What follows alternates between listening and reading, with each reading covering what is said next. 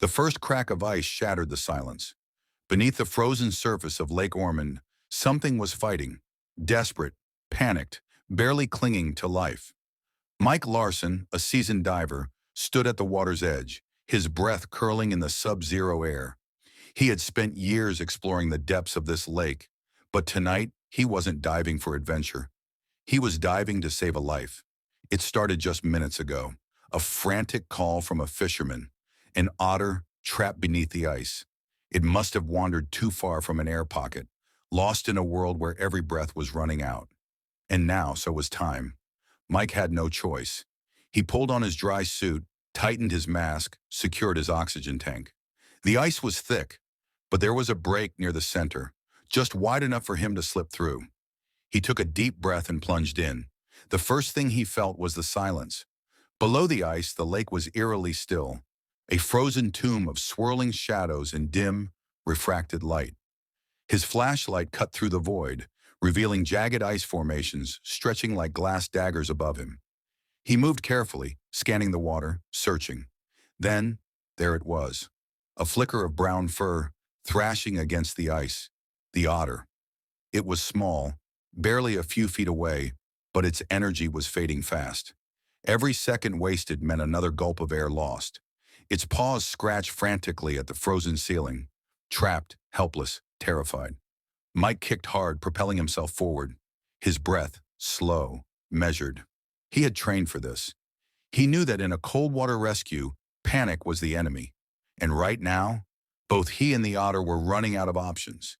He reached out, stretching his fingers toward the frantic animal. But no, it darted away. Fear.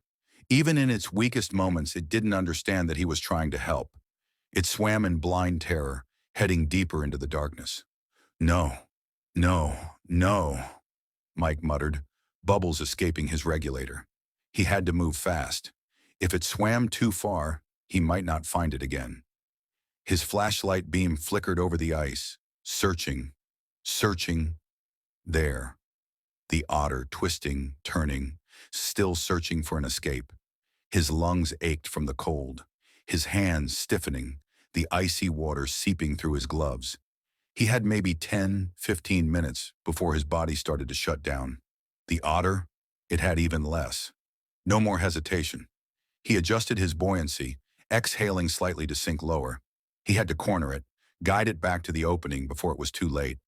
With careful, deliberate movements, he circled around, blocking its path. It darted left. He followed. It veered right. He cut it off. The otter slowed, its movements weakening. It was running out of oxygen.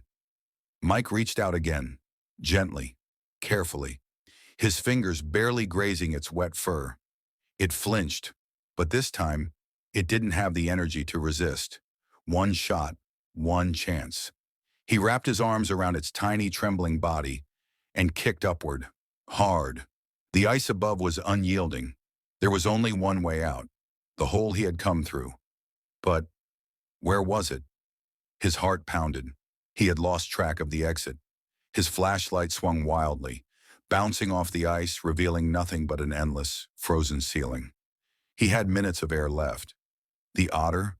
Seconds. A surge of adrenaline. He forced himself to think. Stay calm. The air bubbles. They always traveled toward an opening. He tilted his head, watching them rise. There. A break in the ice. Just a few feet ahead. One last push. Everything in him, every ounce of strength, every instinct, focused on reaching that hole. His arms burned, his vision blurred, his body screamed for warmth. The otter, limp in his grasp. Just a little more.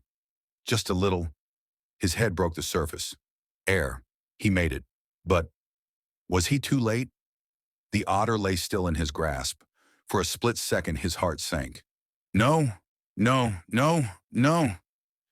Then, a cough, a twitch, a tiny shuddering breath. Relief flooded through him. He pulled himself onto the ice, cradling the little creature in his arms. It was shaking, fur slick and matted, but alive. He fumbled for the emergency blanket in his gear bag, wrapping it around the otter's trembling body, holding it close to his chest. Then, flashing lights. The ranger truck. Help was here. They had made it. Hours later, Mike sat in the ranger station, hands wrapped around a steaming cup of coffee, still thawing from the brutal cold. Through the glass window, he watched the otter resting in a heated enclosure.